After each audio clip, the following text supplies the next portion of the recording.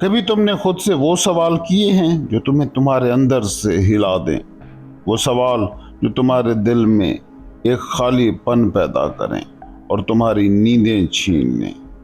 میں کون ہوں؟ یہ سب کچھ کیوں ہے؟ اور میں کہاں جا رہا ہوں؟ دنیا کے بازاروں میں، شہروں کی رونق میں، اپنے گھر کی راحت میں تم ان سوالوں کو دباتے ہو، بھولنے کی کوشش کرتے ہو، لیکن یہ سوال تمہارا پیچھا کرتے ہیں، بالکل ویسے جیسے سائے تمہارے جسموں کا۔ تم خوشی کے لمحوں میں بھی ایک عجیب سی بے چینی، ایک عجیب سا خالی پن محسوس کرتے ہو، جیسے کوئی تمہیں بلا رہا ہو، ایک ایسی جگہ سے جس کا تمہیں پتہ نہیں۔ یہی وہ لمحہ ہے جہاں سے سدھارتھ کی کہانی شروع ہوتی ہے۔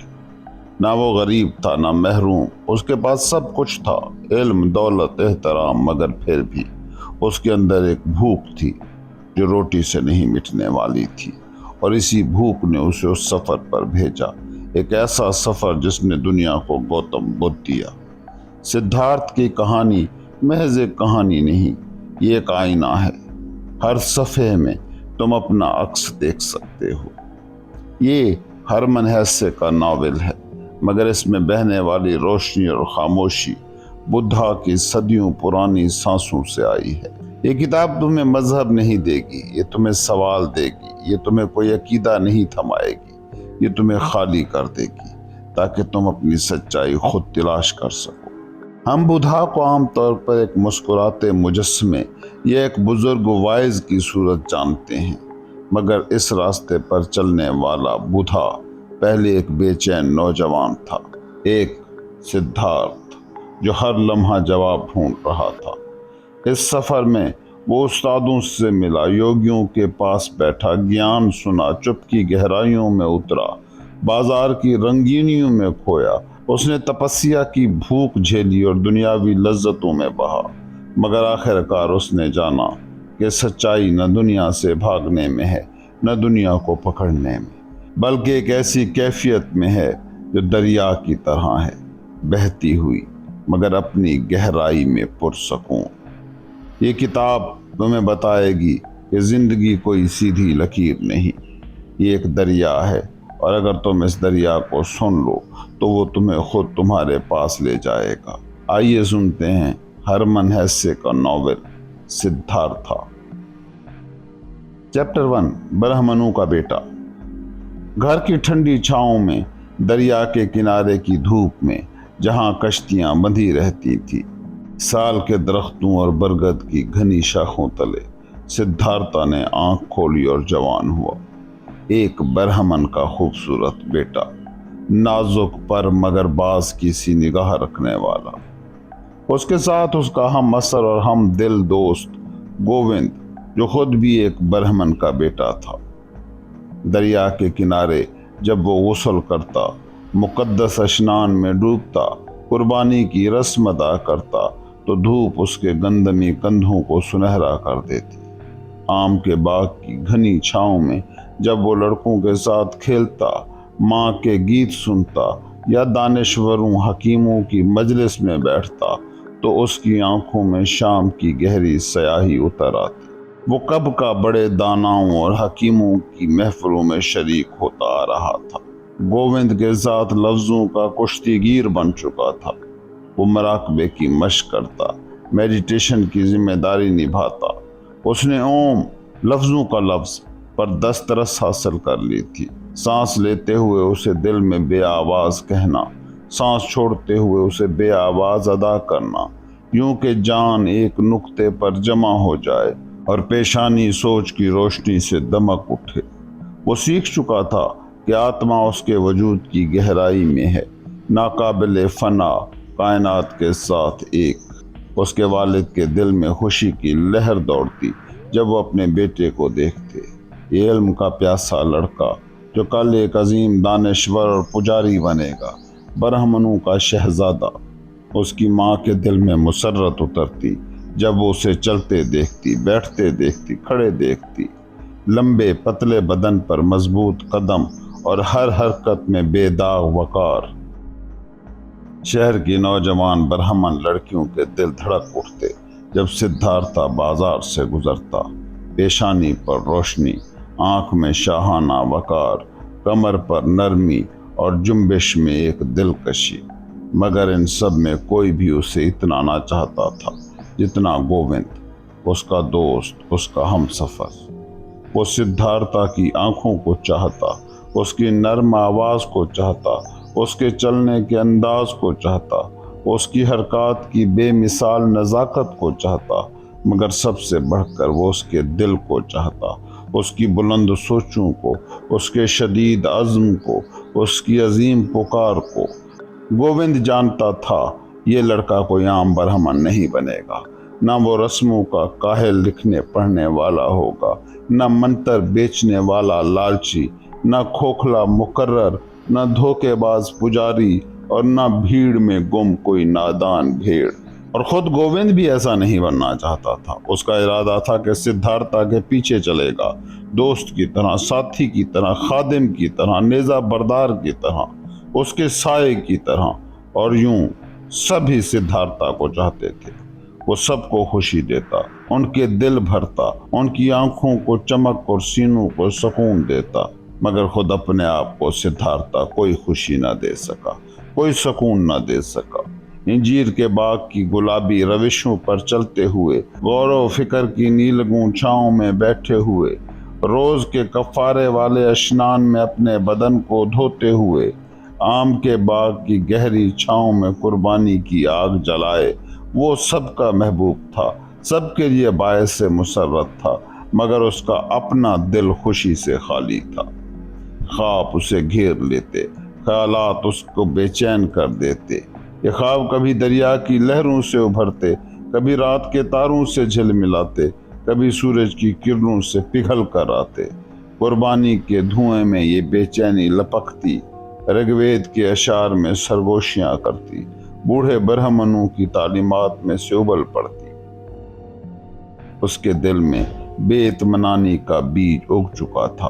اسے لگنے لگا تھا کہ باپ کی محبت، ماں کی شفقت، یہاں تک کہ گووند کی دوستی بھی ہمیشہ اسے بھر نہیں سکتی، مطمئن نہیں رکھ سکتی، اس کی پیاس نہیں بجھا سکتی۔ اس نے محسوس کیا کہ باپ اور باقی اساتذہ، یہ سب برہمن، جو کچھ بہترین جانتے تھے، جو کچھ سب سے قیمتی رکھتے تھے، وہ سب اس کے سامنے انڈیل چکے ہیں، مگر اس کا برتن اب بھی خالی ہے۔ اس کا ذہن مطمئن نہیں ہے، روح بے سکون ہے، دل مضطرب ہے۔ یہ اشنان اچھے تھے، مگر وہ صرف پانی تھے۔ وہ گناہ نہیں دھو سکتے تھے، نہ عقل کی پیاس بجھا سکتے تھے، نہ دل کے خوف کو مٹا سکتے تھے۔ قربانیاں اور دیوتاؤں کی پوجا بے شک عمدہ ہے، مگر کیا بس یہی سب کچھ ہے؟ کیا قربانیاں خوشی لاتی تھی؟ اور یہ دیوتا، کیا واقعی پرجاپتی نے یہ دنیا بنائی، یا اصل میں آتمان نے، وہ واحد، وہ اکیلا؟ کیا یہ دیوتا خود ہماری طرح مخلوق نہ تھے، وقت کے قیدی، فنا کے اسیر؟ اگر ایسا ہے تو پھر کیا یہ بہتر تھا؟ کیا یہ معنی رکھتا تھا کہ ہم انہیں قربانی پیش کریں؟ اور اگر نہیں تو پھر کس کے سامنے جھکنا چاہیے، کس کو پوجنا چاہیے؟ صرف اسی کو، آتمان کو، واحد کو۔ مگر آتمان ہے کہاں؟ وہ رہتا کہاں ہے؟ اس کا ابدی دل کہاں دھڑکتا ہے؟ کہیں اور نہیں بلکہ ہر انسان کے اندر، اس کے وجود کے گہرے ناقابل فنا مرکز میں۔ مگر یہ مرکز، یہ خود، یہ سب سے اندر کا جوہر، یہ کہاں ہے؟ یہ گوشت اور ہڈی نہیں، یہ سوچ اور شعور بھی نہیں، کم از کم داناؤں کی تعلیم تو یہی کہتی تھی۔ تو پھر یہ کہاں تھا؟ کہاں؟ اس جوہر تک پہنچنا، اس خود کو پانا، آتمان کو پانا، کیا اس سے قیمتی کوئی اور راہ ہو سکتی تھی؟ مگر یہ راستہ کوئی اسے دکھا نہیں رہا تھا، کوئی اسے جانتا نہیں تھا، نہ اس کا باپ، نہ اس کے استاد، نہ اس کے بڑے دانا، نہ قربانی کے وقت گائے جانے والے مقدس گیت۔ یہ برہمن اور ان کی کتابیں سب کچھ جانتے تھے، دنیا کی تخلیق سے لے کر لفظ کے ماخذ تک، کھانے پینے کے آغاز سے لے کر سانس لینے اور چھوڑنے کے طریقوں تک، حواس کے نظام سے لے کر دیوتاؤں کے کارناموں تک۔ وہ بے شمار چیزیں جانتے تھے، مگر کیا فائدہ ان سب کو جاننے کا جب وہ ایک چیز نہیں جانتے تھے، وہ جو سب سے اہم تھی، جس کے سوا کچھ بھی اہم نہ تھا۔ یقیناً مقدس کتابوں میں، بالخصوص سام وید کی اپنشدوں میں، اس سب سے اندر کے سب سے اعلیٰ جوہر کا ذکر تھا۔ شاندار آیات تھی، تیری روح ہی سارا جہان ہے، اور یہ بھی لکھا تھا کہ گہری نیند میں انسان اپنے وجود کے مرکز میں اترتا ہے اور آتمان میں بسیرا کرتا ہے۔ یہ آیات شہد کی طرح پاک اور قیمتی تھیں، جن میں صدیوں کے داناؤں کا علم جمع تھا، مگر سوال یہ تھا، کہاں ہیں وہ برہمن، وہ پجاری، وہ دانا یا تپسوی جو صرف اس علم کو جانتے ہی نہیں بلکہ اسے جیتے بھی ہیں؟ کہاں ہے وہ استاد جو اپنے آتمان میں گھر ہونے کو نیند سے بیداری تک، زندگی کے ہر لمحے تک، اپنے ہر لفظ اور ہر عمل میں لے آیا ہو؟ سدھارتھا نے کئی معزز برہمن دیکھے تھے، اور ان سب میں اس کا باپ سب سے نمایاں تھا، ایک پاکیزہ علم والا نہایت محترم شخص۔ اس کی زندگی بے داغ تھی، باتوں میں حکمت تھی، پیشانی پر بلند خیالات کا بسیرا تھا۔ مگر کیا وہ بھی ابدی سرور میں رہتا تھا؟ کیا وہ بھی سکون جانتا تھا؟ یا وہ بھی ایک پیاسا تھا جو بار بار مقدس چشموں سے پانی پیتا تھا، قربانیوں سے، کتابوں سے، برہمنوں کی گفتگو سے، اور پھر بھی پیاسا رہتا تھا؟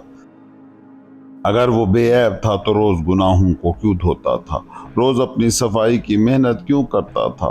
کیا آتمان اس کے اندر نہ تھا؟ کیا سب چشموں کا قدیم منبع اس کے اپنے دل میں نہ بہتا تھا؟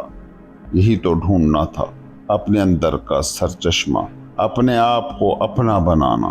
اس کے سوا باقی سب تلاش تھی، سب بھٹکاؤ تھا، سب دھندلا پن تھا۔ یہی تھے سدھارتھ کے خیالات، یہی تھی اس کی پیاس، یہی اس کا دکھ۔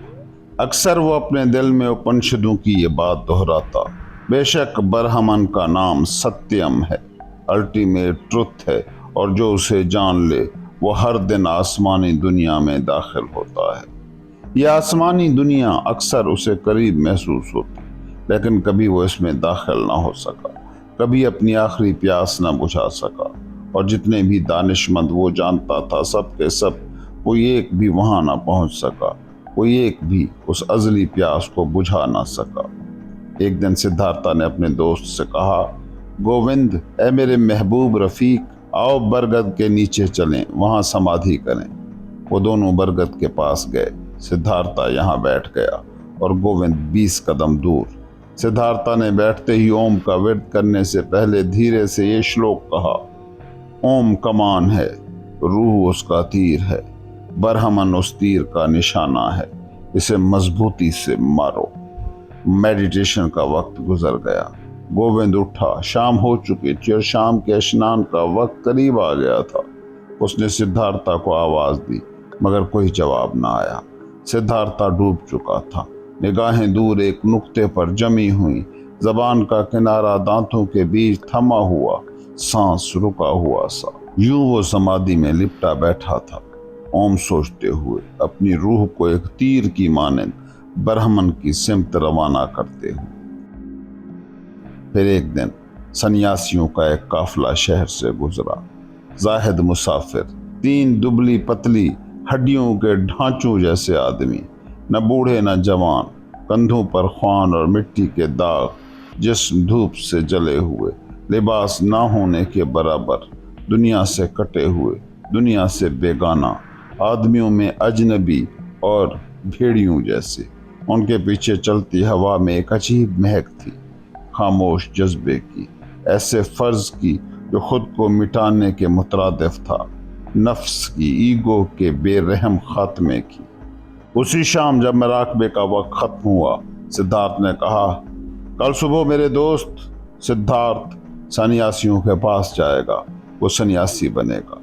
گووند کے چہرے کا رنگ اڑ گیا۔ اس نے اپنے دوست کے خاموش چہرے میں ایک تیر کی طرح سیدھا اور اٹل ارادہ دیکھا۔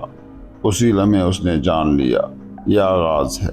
اب سدھارتھا چل پڑا ہے، اب اس کی تقدیر کا شگوفہ کھلنے لگا ہے، اور اس کے ساتھ میری تقدیر کا بھی۔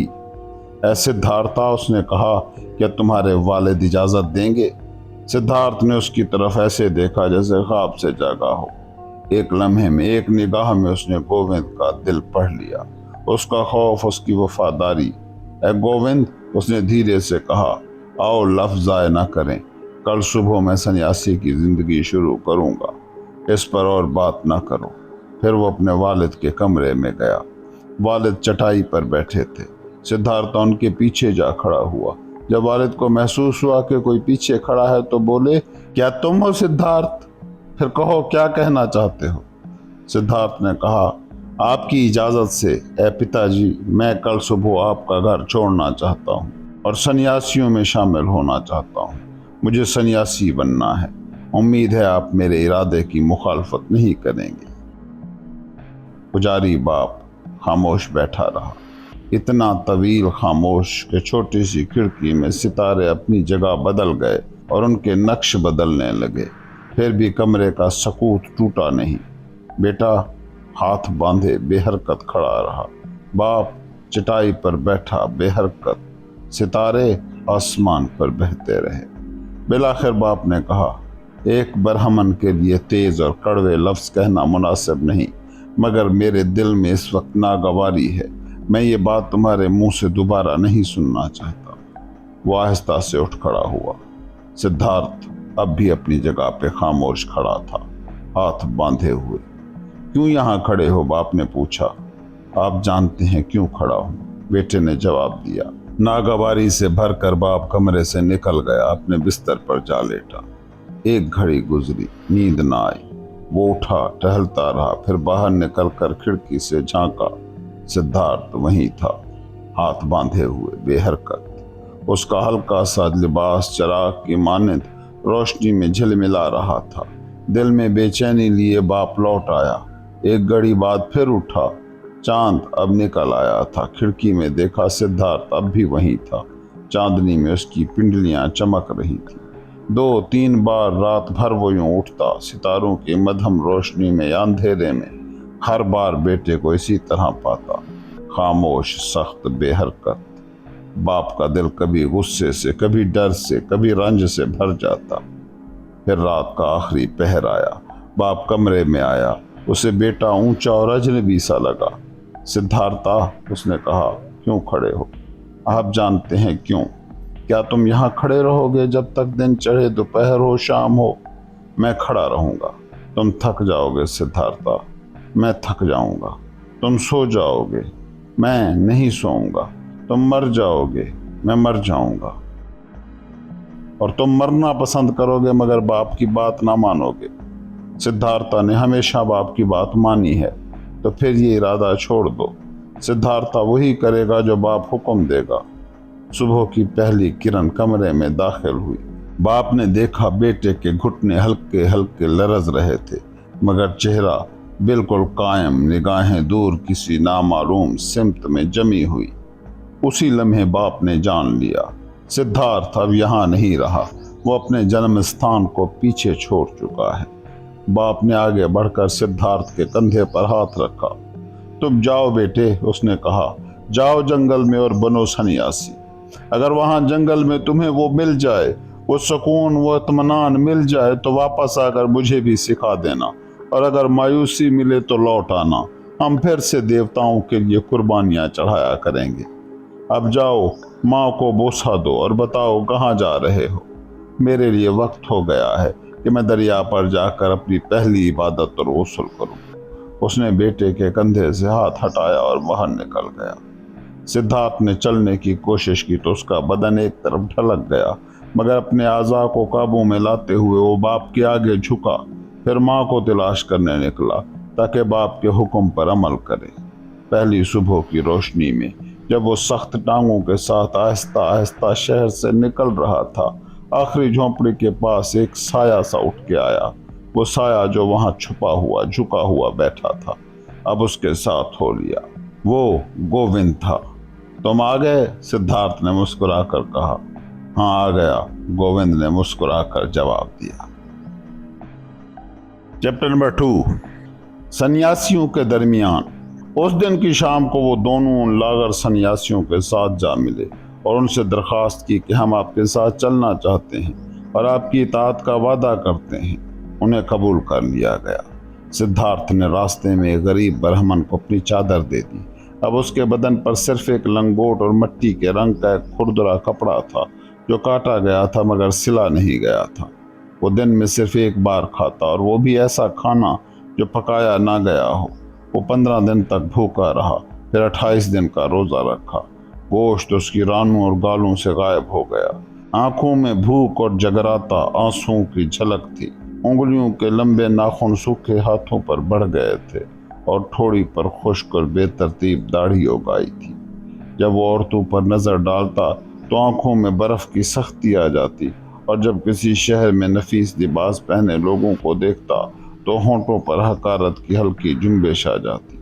اس نے سوداگر کو سودا بیچتے، شہزادوں کو شکار پر جاتے، غمزدہ کو اپنے مردوں کا ماتم کرتے، طوائف کو گاہک بلاتے، طبیب کو مریض دیکھتے، پجاری کو بیج بونے کے دن طے کرتے، عاشق کو وصل کرتے، ماؤں کو دودھ پلاتے دیکھا، اور یہ سب کچھ اس کے لیے بے وقت تھا۔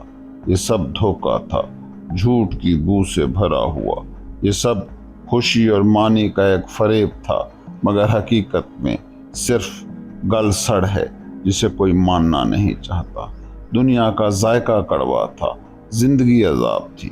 اس کے سامنے ایک ہی ہدف تھا، خالی ہونا، خواہش سے خالی، طلب سے خالی، خواب اور غم اور خوشی سے خالی، انا کو فنا کر دینا، میں کا وجود ختم کر دینا، ایک خاموش دل کے ساتھ سکون پانا، اور بغیر خود کے خیال کے معجزے کا انتظار کرنا۔ جب ہر لالچ اور ہر جذبہ خاموش ہو جائے تب ہی سب سے اعلیٰ بیداری آ سکتی ہے، وہ اندرونی راز جو اب خود نہیں رہتا۔ چپ چاپ سدھارتھ دوپہر کی دھوپ میں کھڑا رہتا، درد اور پیاس میں جلتا، یہاں تک کہ درد اور پیاس کا احساس مٹ جاتا۔ چپ چاپ وہ برسات میں کھڑا رہتا، پانی بالوں سے بہہ کر برف جیسے کندھوں اور ٹھنڈی ٹانگوں تک آتا، مگر وہ یوں ہی کھڑا رہتا جب تک جسم کا کپ کپانا مٹ نہ جاتا۔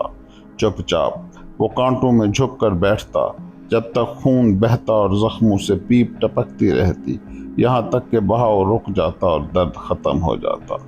سدھارتھ سیدھا بیٹھنا سیکھ گیا، سانس کو روکنا سیکھ گیا، کم سے کم ہوا میں جینا سیکھ گیا۔ اس نے دل کی دھڑکن کو سست کرنا سیکھا، یہاں تک کہ دھڑکنیں نہ ہونے کے برابر رہ گئیں۔ سب سے بڑے سنیاسی کی رہنمائی میں اس نے انا کی فنا کی مشق کی، نئے قاعدوں کے مطابق سمادھی کی۔ ایک بگلا بانس کے جنگل کے اوپر سے گزرا اور سدھارتھ نے بگلے کو اپنے روح میں سمو لیا، پہاڑوں اور جنگلوں پر اڑ گیا، مچھلی کھائی، بگلے کی بھوک محسوس کی، بگلے کی آواز میں بولا، بگلے کی موت مرا۔ ایک مردہ گیدڑ کنارے پر پڑا تھا اور سدھارتھ کی روح اس لاش میں داخل ہو گئی، پھول گئی، بدبو آئی، گل سڑ گئی، گدھ اور لکڑ بگوں نے اس کو چیر پاڑ دیا، پھر وہ ہڈیوں میں بدلی، پھر خاک بنی اور ہوا کے ساتھ کھیتوں میں بکھر گئی۔ سدھارتھ کی روح واپس آئی، وہ مر چکی تھی، مٹ چکی تھی، خاک ہو چکی تھی، جنم مرن کے اس چکر کا کڑوا مزہ چکھ چکی تھی، اور پھر پیاسی لوٹ آئی، اس چکر میں اس دراڑ کو ڈھونڈتی جہاں سے نکل کر دکھ کا اختتام ہو سکے۔ اس نے اپنے حواس کو مارا، یادداشت کو مٹایا، اپنے خود سے نکل کر ہزار شکلوں میں ڈھل گیا، جانور بنا، لاش بنا، پتھر بنا، لکڑی بنا، پانی بنا، مگر ہر بار جاگتا تو پھر وہی سدھارتھ ہوتا۔ سورج نکلتا یا چاند، اور وہ ایک بار پھر اسی چکر میں جھولتا، پیاس محسوس کرتا، پیاس پر قابو پاتا، پھر نئی پیاس محسوس کرتا۔ سدھارتھ نے سنیاسیوں سے بہت کچھ سیکھا تھا۔ اس نے انا سے دور جانے والے بے شمار راستے دیکھے اور چلائے۔ وہ درد کے رستے پر چلا، خود اختیار کی ہوئی اذیتوں کے رستے پر، بھوک، پیاس اور تھکن کو جھیلنے کے رستے پر۔ وہ مراقبے کے رستے پر چلا جہاں خیالوں کو خالی کر کے ذہن کو ہر تصور سے پاک کیا جاتا ہے۔ اس نے یہ سب رستے چلنا سیکھے۔ ہزار بار وہ اپنی میں سے نکل گیا، گھنٹوں اور دنوں کے لیے اس قید سے آزاد ہو گیا، مگر جیسے یہ تمام رستے خود انا سے دور لے جاتے تھے، ویسے ہی ہر ایک کا انجام دوبارہ اسی خود کی طرف واپس لے آتا۔ چاہے سدھارتھ 1000 بار اپنے آپ سے بھاگ جائے، جانور میں ڈھل جائے، پتھر میں بدل جائے، کچھ بھی ہو جائے، ایک وقت آتا جب وہ پھر لوٹ کر وہی سدھارتھ بن جاتا، دھوپ میں ہو یا چاندنی میں، سائے میں ہو یا بارش میں، اور ایک بار پھر وہی چکر اور وہی اذیت اس کے اوپر آ جاتی۔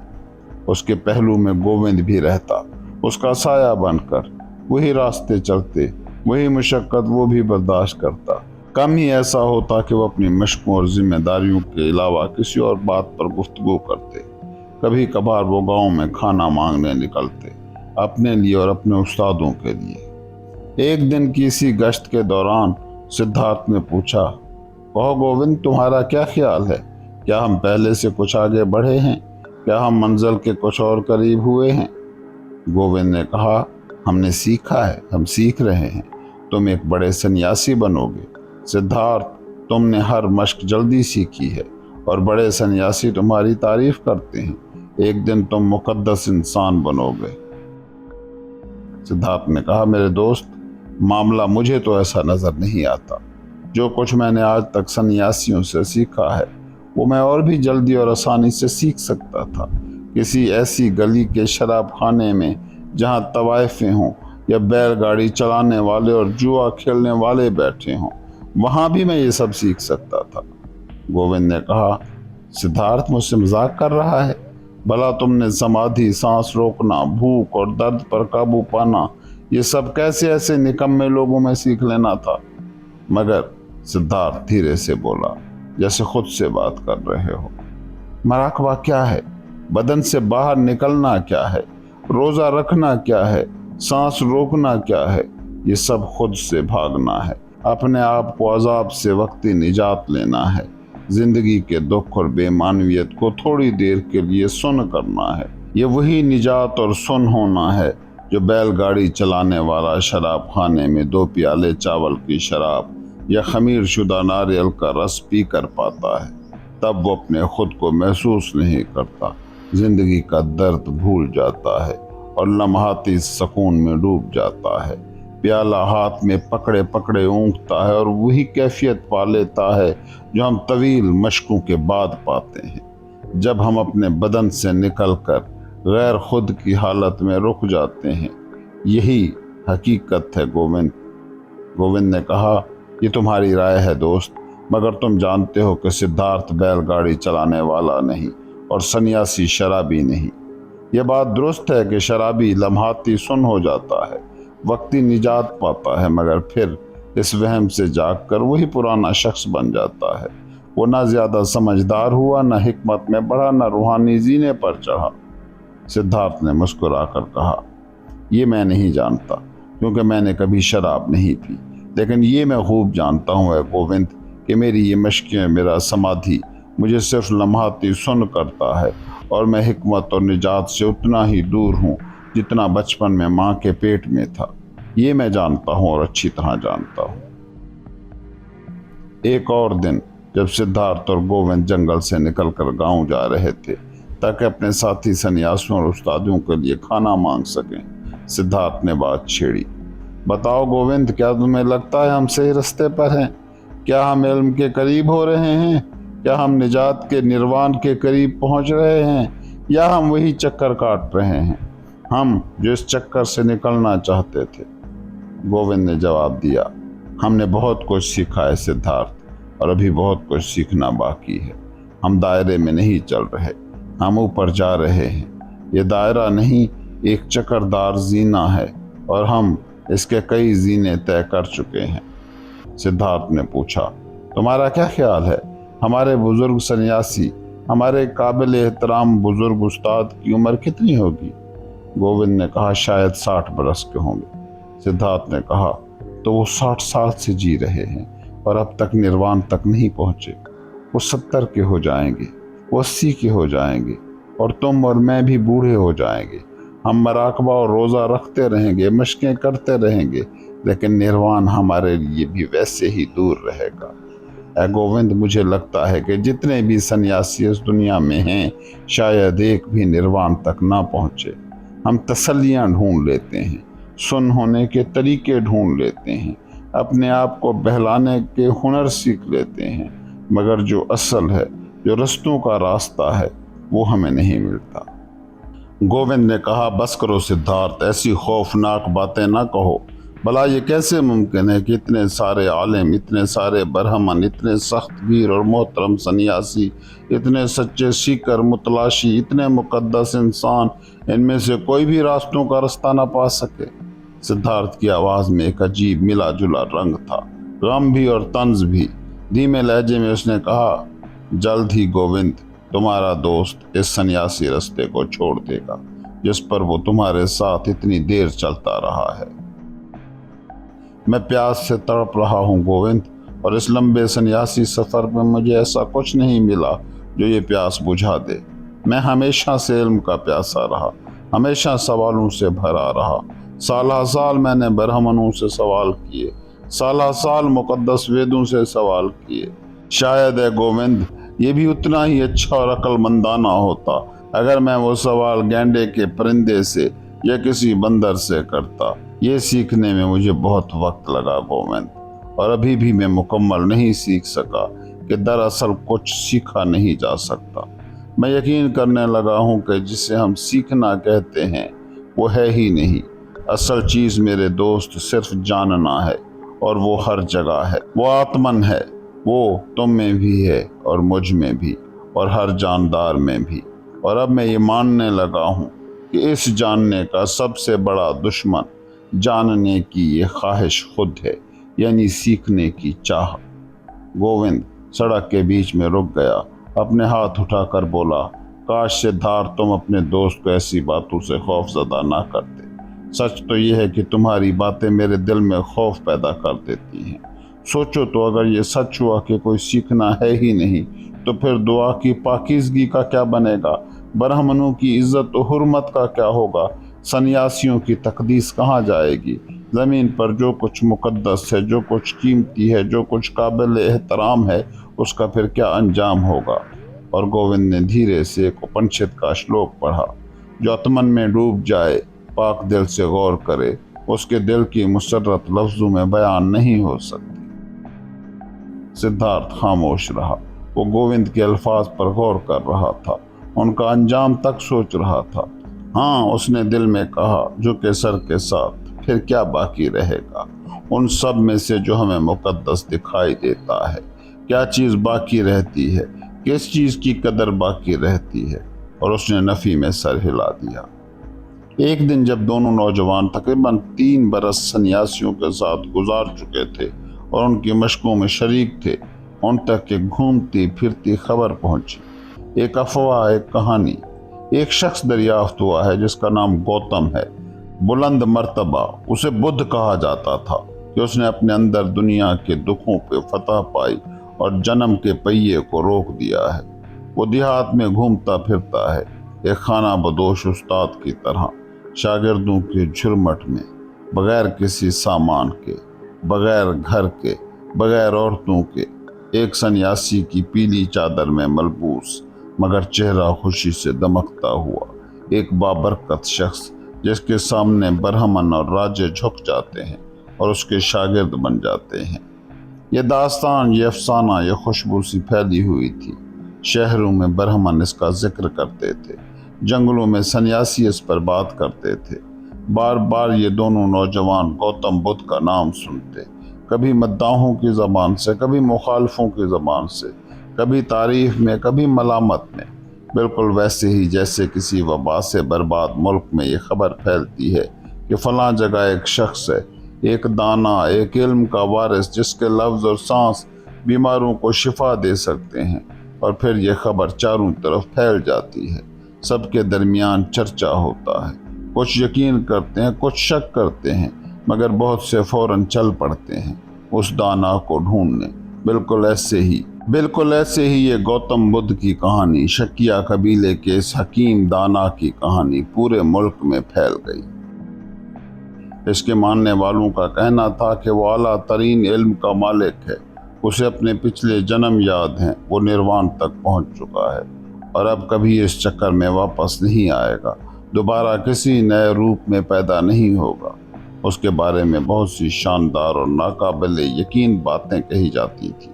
اس نے معجزے کیے، شیطان کو شکست دی، دیوتاؤں سے بات کی، لیکن اس کے دشمن اور نہ ماننے والے کہتے کہ یہ گوتم بدھ ایک مغرور بہکانے والا ہے جو عیش و عشرت کی زندگی گزارتا ہے، قربانیوں کا مذاق اڑاتا ہے، علم سے خالی ہے، نہ اسے کوئی مشق آتی ہے، نہ وہ خود کو سزا دینے کے فن سے واقف ہے۔ کتنی شیریں لگتی تھی یہ بدھ کی کہانی۔ اس کی خبر میں ایک دلکش جادو سا تھا۔ دنیا تو بیمار تھی، زندگی برداشت سے باہر تھی، اور لو یہاں ایک نیا چشمہ پھوٹا ہے، ایک پیامبر کی صدا گونج رہی ہے، تسلی بخش، نرم اور اعلیٰ وعدوں سے بھری ہوئی۔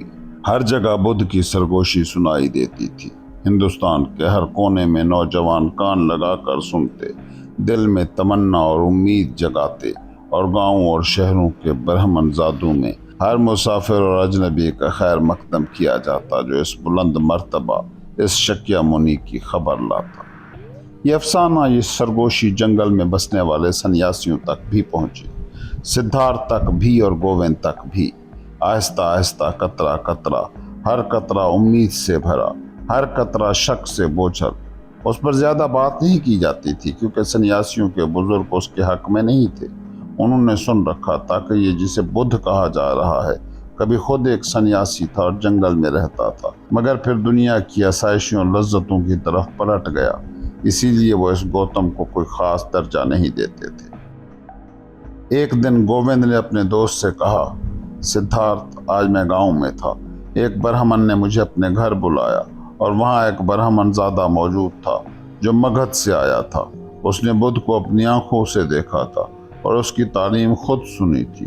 میرا سینہ ہر سانس کے ساتھ جیسے بھاری ہو رہا تھا، اور میں دل میں سوچتا رہا، کاش وہ گھڑی آ جائے جب میں بھی، بلکہ ہم دونوں، سدھارتھ اور میں، اس کامل شخص کے ہونٹوں سے براہ راست اس کی تعلیم سنیں۔ بتاؤ دوست، کیا ہمیں بھی وہاں نہیں جانا چاہیے اور بدھ کی زبان سے اس کی باتیں سننی چاہیے؟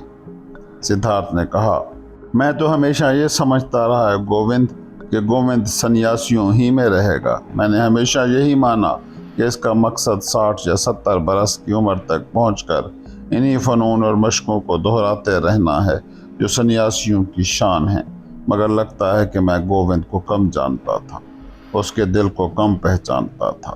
تو اب اے پیارے دوست، تم ایک نیا راستہ اختیار کرنا چاہتے ہو اور وہاں جانا چاہتے ہو جہاں بدھ اپنی تعلیم بیان کر رہا ہے۔ گووند نے جواب دیا، سدھارتھ، میرا مذاق اڑا رہے ہو؟ ٹھیک ہے، جتنا چاہو اڑاؤ، مگر کیا تمہارے دل میں بھی یہ خواہش اور طلب پیدا نہیں ہوئی کہ اس تعلیم کو سنا جائے؟ اور کیا تم نے خود مجھ سے یہ نہیں کہا تھا کہ تم زیادہ دیر تک سنیاسیوں کا یہ راستہ اختیار نہیں کرو گے؟ اس پر سدھارتھ اپنے مخصوص انداز میں ہنس پڑا۔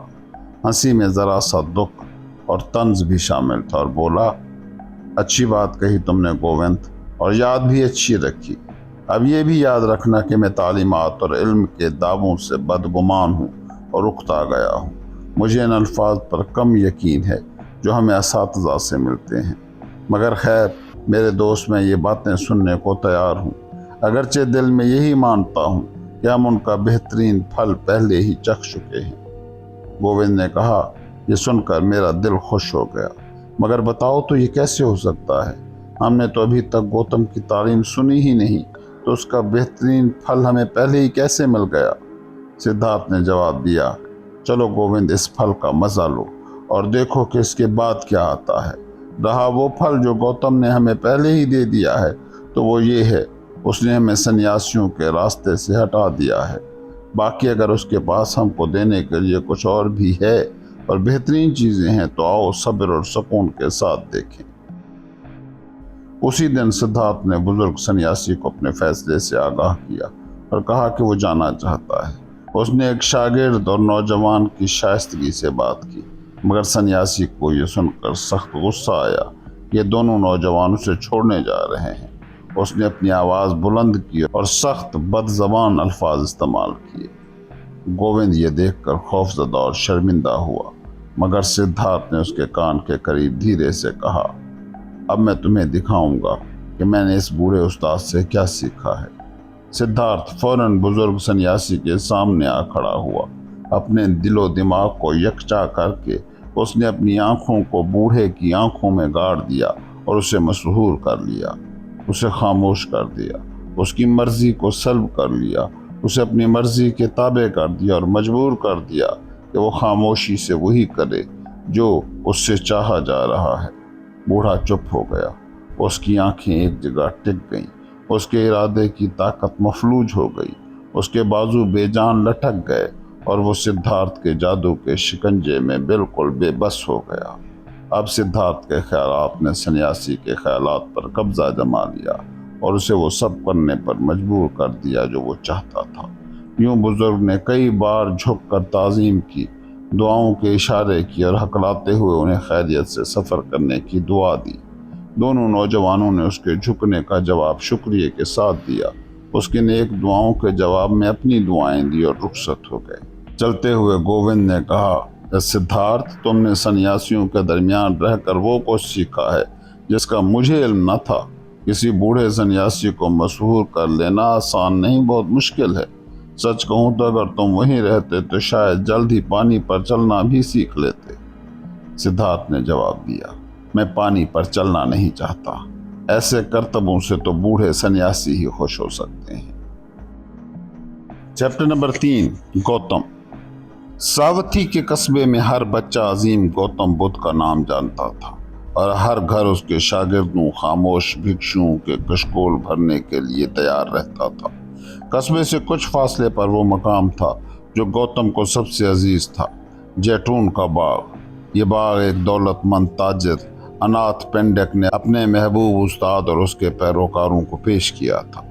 یہی وہ مقام تھا جس کا ذکر ہر اس کہانی میں تھا جو دو نوخیز سنیاسی اپنی جستجو میں سنتے آئے تھے، اور یہی جواب انہیں ہر سوال کے بدلے ملا تھا۔ چنانچہ جب وہ ساوتھی پہنچے تو پہلا ہی دروازہ جس پر انہوں نے بھیک مانگی انہیں کھانا دے بیٹھا۔ سدھارتھ نے اس عورت سے کہا جس نے انہیں کھانا دیا تھا، اے نیک دل ماں، ہم دل و جان سے جاننا چاہتے ہیں کہ بدھ کہاں ہیں۔ وہ سب سے محترم کہ ہم دونوں جنگل کے سنیاسی ان کا دیدار کریں اور ان کی زبانی ان کا دھرم سنیں۔ عورت نے جواب دیا، تم نے واقعی ٹھیک جگہ آ کر سوال کیا ہے۔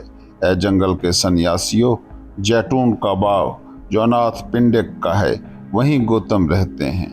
وہاں تم زائرین کی طرح رات بسر کر سکتے ہو، کیونکہ اس مقام میں ان بے شمار قافلوں کے لیے جگہ ہے جو ان کی بات سننے کے لیے آتے ہیں۔ یہ سنتے ہی گووند خوشی سے بولا، کتنا عجیب ہے، تو ہمارا سفر اپنے انجام کو پہنچا، ہمارا مقصد پورا ہو گیا۔ مگر بتاؤ اے زائرین کی ماں، کیا تم بدھ کو جانتی ہو؟ کیا تم نے انہیں اپنی آنکھوں سے دیکھا ہے؟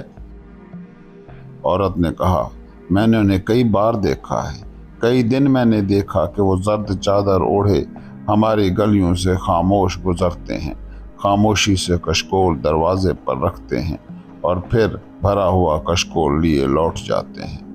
گووند انہماک سے سن رہا تھا، مزید پوچھنا چاہتا تھا، مگر سدھارتھ نے اعلان کیا کہ اب چلنے کا وقت ہے۔ وہ شکریہ ادا کر کے آگے بڑھے۔ راستہ پوچھنے کی زیادہ ضرورت نہ پڑی کیونکہ گوتم کے قافلے کے بے شمار زائر اور بھکشو جیٹون کی طرف جا رہے تھے۔ رات کو جب وہ وہاں پہنچے تو ایک ہلچل بھرا منظر دیکھا۔ لوگ قافلوں کی صورت آ رہے تھے، رہائش ڈھونڈ رہے تھے، باتیں کر رہے تھے۔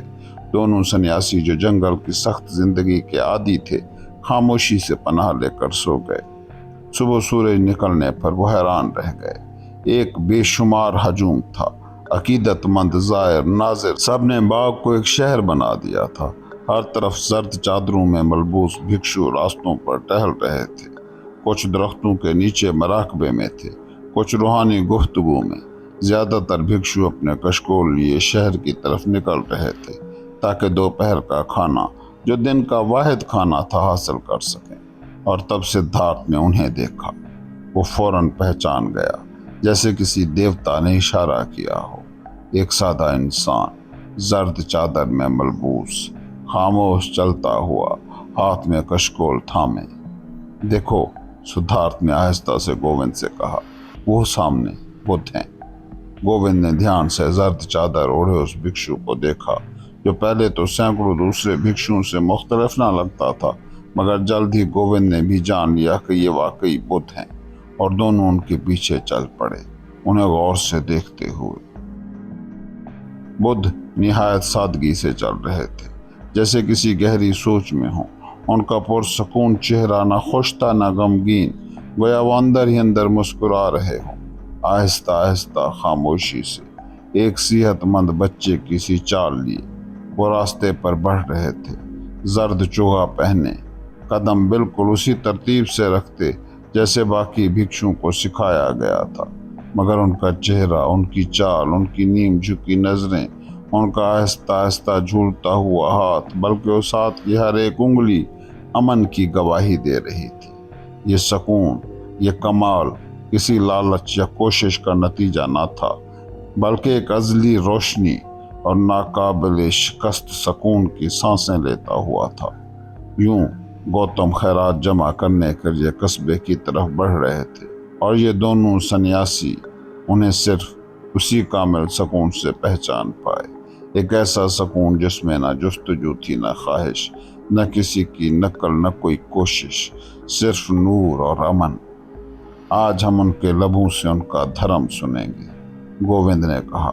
सिद्धार्थ खामोश रहा। उसे उस तालीम को सुनने की कोई खास जुस्तजू न थी। उसे यकीन न था कि उसमें कुछ नया होगा।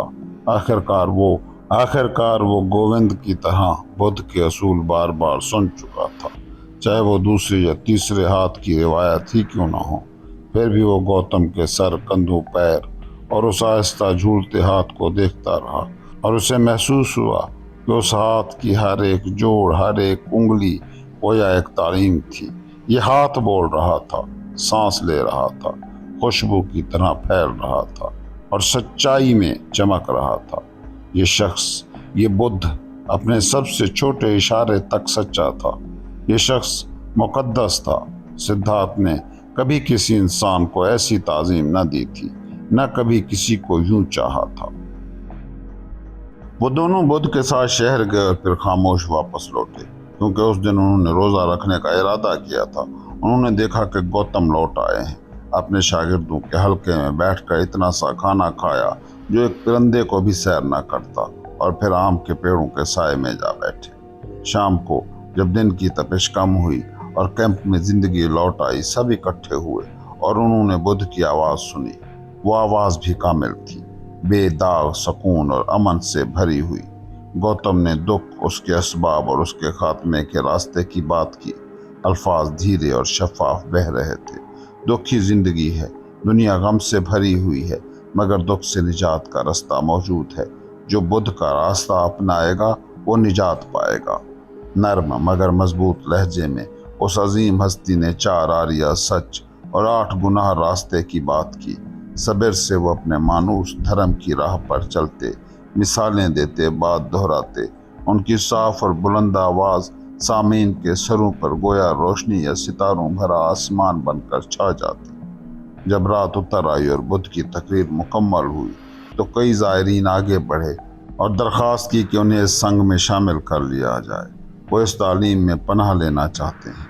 गौतम ने उन्हें कबूल करते हुए कहा, तुमने धर्म सुन लिया है, तुम्हें ये सुना दिया गया है।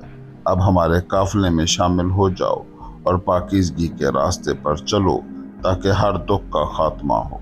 और देखो, गोविंद भी आगे बढ़ा, वही शर्मीला गोविंद, और बोला, मैं भी इस अजीम हस्ती और इनके धर्म में पनाह लेता हूँ।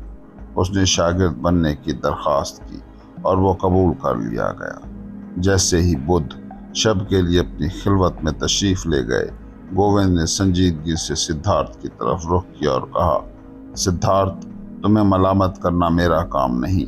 हम दोनों ने इस अजीम हस्ती को सुना, हम दोनों ने इनकी तालीमात सुनी। गोविंद ने इस धर्म को कबूल करके इसमें पनाह ले ली। मगर तुम मेरे दोस्त, क्या तुम भी निजात के इस रास्ते पर न चलोगे? क्या तुम अब भी तजब्जब में पड़े रहोगे? क्या तुम अब भी इंतजार ही करते रहोगे? गोविंद की बात सुनकर सिद्धार्थ गोया नींद से जाग उठा। वो देर तक गोविंद के चेहरे को देखता रहा, फिर नरमी से और बगैर किसी तंज के बोला, गोविंद मेरे दोस्त, आज तुमने एक कदम उठा लिया है। आज तुमने अपना रास्ता चुन लिया है। हमेशा है गोविंद, तुम मेरे दोस्त रहे اور ہمیشہ تم نے ایک قدم پیچھے چلنا پسند کیا۔ اکثر میں سوچتا تھا کیا گووند کبھی ایک ایسا قدم خود نہیں اٹھائے گا جو اس کی اپنی روح کا حکم ہو، اور دیکھو آج تم مرد بن گئے ہو، اپنا راستہ چن لیا ہے۔ میری دعا ہے کہ تم اسے آخر تک پہنچاؤ۔ اے میرے دوست، تم نجات پاؤ۔ گووند، جو ابھی تک پوری طرح بات سمجھ نہ پایا تھا، کچھ بے صبری سے اپنا سوال دہرانے لگا۔ مجھے بتاؤ، میں تم سے التجا کرتا ہوں میرے دوست، مجھے کہہ دو، اور یہ ممکن نہیں کہ ایسا نہ ہو کہ تم بھی میرے علم والے ساتھی بدھ کی پناہ لوگے۔ سدھارتھ نے اپنا ہاتھ گووند کے کندھے پر رکھا۔ تم نے میری دعا نہیں سنی گووند، میں اسے دہراتا ہوں۔ میری دعا ہے کہ تم اس راستے کو آخر تک چلو، تم نجات پاؤ۔ اسی لمحے گووند کو احساس ہوا کہ اس کا دوست اسے چھوڑ چکا ہے، اور اس کی آنکھوں سے آنسو بہنے لگے۔ سدھارتھ، اس نے غمگین آواز میں پکارا۔ سدھارتھ نے نرمی سے کہا، گووند، یہ مت بھولو کہ تم اب بدھ کے سنیاسی ہو۔ تم نے اپنا جنم استھان اور والدین چھوڑ دیے ہیں، اپنی جڑیں، اپنا مال و متاع چھوڑ دیا ہے، اپنی مرضی چھوڑ دی ہے، اپنی دوستی چھوڑ دی ہے۔ یہی اس تعلیم کا حکم ہے، یہی اس عظیم ہستی کی مرضی ہے، اور یہ تمہارا اپنا انتخاب ہے۔ کل گووند، میں تم سے رخصت لوں گا۔ دونوں دوست لمبے وقت تک باغیچے میں ٹہلتے رہے، لمبے وقت تک لیٹے رہے اور نیند نہ آئی۔ بار بار گووند اپنے دوست پر دباؤ ڈالتا کہ وہ بتائے آخر کیوں وہ گوتم کی تعلیم میں پناہ نہیں لیتا، اس دھرم میں کیا غلطی پاتا ہے، مگر سدھارتھ ہر بار اسے ٹال دیتا، کہتا، اطمینان رکھو گووند، اس عظیم ہستی کی تعلیمات بے حد عمدہ ہیں، میں ان میں غلطی کیسے پا سکتا ہوں۔ اگلی صبح سویرے بدھ کا ایک قدیم بھکشو باغ میں گھومتا ہوا آیا، اور تمام نئے آنے والوں کو جنہوں نے بدھ کی تعلیم میں پناہ لی تھی پکار کر جمع کیا تاکہ انہیں زرد چوغے دیے جائیں اور ان کے نئے مرتبے کے ابتدائی اسباق اور ذمہ داریاں سکھائی جائیں۔ گووند نے اپنے لڑکپن کے دوست کو آخری بار گلے لگایا اور پھر نووارد شاگردوں کے جلوس میں شامل ہو گیا۔ سدھارتھ گہری سوچ میں ڈوبا باغ میں گھوم رہا تھا کہ اچانک اس کا سامنا گوتم، اس عظیم ہستی سے ہوا۔ اس نے عقیدت سے سلام کیا، اور جب اس نے بدھ کی آنکھوں میں ایسی مہربانی اور امن دیکھا تو اس کے دل میں ہمت پیدا ہوئی کہ اس مقدس ہستی سے گفتگو کی اجازت مانگے۔ خاموشی سے بدھ نے اشارے سے اجازت دے دی۔ سدھارتھ نے کہا، کل اے عظیم ہستی، مجھے آپ کی شاندار تعلیمات سننے کا شرف حاصل ہوا۔ میں اپنے دوست کے ساتھ بہت دور سے آیا تھا تاکہ یہ دھرم سن سکوں، اور اب میرا دوست آپ کے شاگردوں میں شامل ہو گیا ہے، آپ کی پناہ لے لی ہے، مگر میں دوبارہ اپنی یاترا پر نکل رہا ہوں۔ جیسا تم چاہو، اس عظیم ہستی نے شائستگی سے کہا۔ سدھارتھ نے بات جاری رکھی، میری بات شاید کچھ جری ہو، مگر میں نہیں چاہتا کہ آپ کے حضور سے اس وقت تک رخصت لوں جب تک اپنے خیالات آپ سے صاف گوئی سے بیان نہ کر دوں۔ کیا یہ ممکن ہے کہ آپ مجھے چند لمحے اور سماعت کا شرف دیں؟ خاموشی سے بدھ نے اشارے سے ہمی بھر لی۔ سدھارتھ نے کہا، اے نہایت محترم ہستی، آپ کی تعلیمات میں ایک چیز ایسی ہے جس نے مجھے خاص طور پر متاثر کیا ہے۔ آپ کے دھرم میں سب کچھ بالکل واضح اور ثابت شدہ ہے۔ آپ دنیا کو ایک مکمل زنجیر کی صورت میں دکھاتے ہیں، ایسی زنجیر جو کبھی اور کہیں بھی ٹوٹتی نہیں، ایک ابدی سلسلہ جو اسباب اور نتائج سے جڑا ہوا ہے۔ اس سے پہلے کبھی یہ منظر اتنی صفائی سے نظر نہیں آیا، کبھی اتنی ناقابل تردید صورت میں پیش نہیں ہوا۔ سچ تو یہ ہے کہ کسی بھی برہمن کا دل تیز دھڑکنے لگتا جب وہ آپ کی تعلیمات کے ذریعے دنیا کو ایک مکمل، بغیر کسی خلا کے شیشے کی طرح شفاف، نہ قسمت پر منحصر اور نہ دیوتاؤں پر دیکھ پاتا۔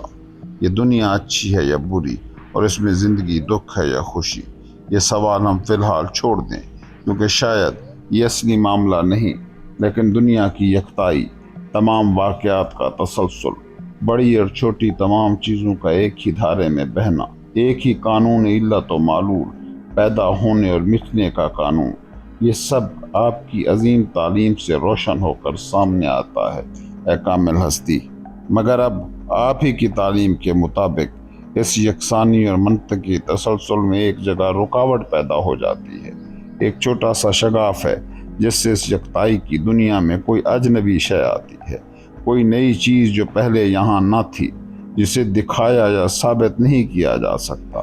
یہ آپ کی وہ تعلیم ہے جو دنیا سے ماورا ہونے اور نجات کی ہے۔ اس چھوٹے سے شگاف کے ساتھ ہی دنیا کے اس ابدی اور متحد قانون کا ڈھانچہ ٹوٹ کر بکھر جاتا ہے، بے اثر ہو جاتا ہے۔ مجھے معاف فرمائیے گا کہ میں نے یہ اعتراض زبان پر لایا۔ گوتم نے خاموشی سے بغیر کسی تاثر کے اس کی بات سنی، پھر اپنی مہربان، شائستہ اور صاف آواز میں فرمایا، تم نے میری تعلیمات سنی ہیں اے برہمن کے بیٹے، اور یہ تمہارے لیے اچھا ہے کہ تم نے ان پر اتنی گہری سوچ بچار کی۔ تمہیں ان میں ایک خلا، ایک خطا نظر آئی ہے، تم اس پر غور کرتے ہو، لیکن مجھے تمہیں ایک بات سے آگاہ کرنے دو اے سوال کرنے والے کہ آراء اور الفاظ کی الجھن سے ہوشیار رہنا۔ آراء کی حقیقت کم ہی ہوتی ہے، چاہے وہ کتنی ہی خوشنما ہوں یا ناپسندیدہ، عقل مند ہوں یا بے وقوفانہ۔ کوئی بھی انہیں اپنا سکتا ہے، کوئی بھی انہیں رد کر سکتا ہے، مگر جو تعلیم تم نے مجھ سے سنی وہ میری رائے نہیں ہے، اور اس کا مقصد متجسس کو دنیا سمجھانا نہیں ہے، اس کا مقصد کچھ اور ہے، دکھ سے نجات۔ یہی نجات گوتم سکھاتا ہے اور کچھ نہیں۔ نوجوان نے جواب دیا، اے عظیم ہستی، آپ مجھ سے ناراض نہ ہوں، میں نے آپ سے یہ بات جھگڑنے یا الفاظ کی بحث کے لیے نہیں کی۔ واقعی آپ درست فرماتے ہیں، آراء کی وقت کم ہے، مگر مجھے یہ بھی کہنے دیجیے، میں نے ایک لمحے کے لیے بھی آپ پر شک نہیں کیا، میں نے کبھی شک نہیں کیا کہ آپ بدھ ہیں، کہ آپ اس منزل پر پہنچ چکے ہیں، اس بلند ترین منزل پر جس کی جستجو میں ہزاروں برہمن اور برہمنوں کے بیٹے سرگرداں ہیں۔ آپ کو موت سے نجات مل چکی ہے۔ یہ نجات آپ کو اس وقت ملی جب آپ اپنی ہی جستجو میں لگے ہوئے تھے، اپنے ہی راستے پر چل رہے تھے۔ یہ آپ کو سوچ، مراقبہ، علم اور بیداری کے ذریعے ملی، نہ کہ کسی تعلیم کے ذریعے۔ اور میرا خیال یہ ہے اے عظیم ہستی کہ کوئی بھی تعلیم کے ذریعے نجات حاصل نہیں کر سکتا، کبھی بھی نہیں۔ اے محترم، آپ لفظوں اور اپنی تعلیم کے ذریعے دوسروں کو وہ نہیں دکھا سکیں گے جو آپ کو اپنی بیداری کے لمحے میں حاصل ہوا۔ بدھ کی اس صاف اور محترم تعلیم میں بہت کچھ ہے۔ اس کے ذریعے کئی لوگ سیدھی راہ پر جینا اور برائی سے بچنا سیکھتے ہیں، مگر ایک چیز اس میں نہیں ہے، وہ راز جو عظیم ہستی نے خود محسوس کیا، وہ راز جو لاکھوں میں صرف آپ کے حصے میں آیا۔ یہ وہی بات تھی جو میں نے محسوس کی جب میں نے یہ تعلیم سنی۔ اسی لیے میں اپنی یاترا جاری رکھ رہا ہوں، اس لیے نہیں کہ میں کوئی دوسری بہتر تعلیم تلاش کر رہا ہوں، کیونکہ میں جانتا ہوں کہ ایسی کوئی تعلیم نہیں ہے، بلکہ اس لیے کہ میں ہر تعلیم، ہر استاد کو پیچھے چھوڑ کر اپنا مقصد اکیلا پاؤں یا فنا ہو جاؤں۔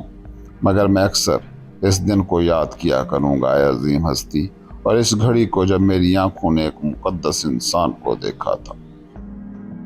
بدھ کی آنکھیں سکون سے زمین پر جمی رہی، اس کا ناقابل فہم چہرہ پرسکون توازن میں چمک رہا تھا۔ آہستہ آہستہ محترم نے کہا، تمہارا خیال غلط نہ ہو، تم اپنی منزل تک پہنچو، مگر یہ بتاؤ کیا تم نے سادھوؤں کے اس گروہ کو دیکھا ہے، میرے بہت سے بھائیوں کو جنہوں نے اس دھرم میں پناہ لی ہے؟ اور کیا تم یقین کرتے ہو اے انجانے سادھو کہ اگر وہ سب اس دھرم کو چھوڑ کر دنیا کی زندگی اور اس کی لذتوں میں واپس لوٹ جائیں تو وہ سب بہتر ہو جائیں گے؟ سدھارتھ نے پکار کر کہا، میں کبھی ایسا نہیں سوچ سکتا۔ وہ سب اسی دھرم پر قائم رہیں، وہ سب اپنی منزل کو پالیں۔ مجھے کسی دوسرے کی زندگی پر فیصلہ دینا مناسب نہیں، صرف اپنے ہی لیے میں فیصلہ کروں گا، چنوں گا، رد کروں گا۔ آتما سے نجات ہی ہے جو ہم سادھو ڈھونڈتے ہیں اے عظیم ہستی۔ اگر میں آپ کے شاگردوں میں شامل ہو جاؤں اے محترم، تو میرا خوف یہ ہے کہ میری آتما صرف بظاہر دھوکے سے سکون پا لے اور نجات پائے، مگر حقیقت میں وہ زندہ رہے اور مزید پھول جائے، کیونکہ میں اس دھرم کو، اس سے وابستگی کو، آپ سے محبت کو اور بھکشوں کی سنگت کو اپنی آتما بنا لوں گا۔ بدھ نے ہلکی سی مسکراہٹ کے ساتھ پرعزم روشنی اور دوستانہ انداز میں سیدھا اس اجنبی کے چہرے کی طرف دیکھا اور بمشکل نظر آنے والے اشارے سے اسے رخصت کیا۔ تم ہوشیار رہو اے سادھو، محترم نے کہا، تم ہوشیاری سے بات کرتے ہو میرے دوست، مگر ضرورت سے زیادہ ہوشیاری سے بچ کر رہنا۔ بدھ چل دیے، مگر ان کی نظر اور ان کی ہلکی سی مسکراہٹ سدھارتھ کی یاد میں ہمیشہ کے لیے نقش ہو گئی۔ میں نے کبھی کسی انسان کو اس طرح دیکھتے اور مسکراتے اور بیٹھتے اور چلتے نہیں دیکھا، اس نے سوچا۔ میں بھی چاہوں گا کہ میں اسی طرح دیکھ سکوں اور مسکرا سکوں اور بیٹھ سکوں اور چل سکوں، اتنی آزادی سے، اتنے وقار کے ساتھ، اتنے رازدارانہ اور اتنے کھلے انداز میں، اتنے معصوم اور اتنے پراسرار طریقے سے۔ سچ تو یہ ہے کہ صرف وہی انسان جو اپنے باطن کے عین مرکز تک پہنچ چکا ہو اس طرح دیکھ اور چل سکتا ہے۔ بہت اچھا، میں بھی اب اپنے باطن کے عین مرکز تک پہنچنے کی جستجو کروں گا۔ میں نے ایک ہی آدمی دیکھا ہے، سدھارتھ نے سوچا، ایک ہی انسان جس کے سامنے مجھے اپنی آنکھیں جھکانی پڑیں۔ میں نہیں چاہتا کہ دوبارہ کسی اور کے سامنے جھکوں۔ کبھی بھی میں کسی اور دھرم کے لالچ میں نہیں آؤں گا، کیونکہ اس انسان کے دھرم نے مجھے لالچ نہیں دیا۔ بدھ نے مجھے لوٹ لیا ہے، سدھارتھ نے سوچا، اس نے مجھے لوٹ لیا اور پھر بھی مجھے اس سے کہیں زیادہ دے دیا۔ اس نے مجھ سے میرا دوست چھین لیا، وہ دوست جو مجھ پر یقین کرتا تھا اور اب اس پر یقین کرتا ہے، جو میرا سایہ تھا اور اب گوتم کا سایہ ہے، مگر اس نے مجھے سدھارتھ دے دیا، مجھے میرا اپنا آپ دے دیا۔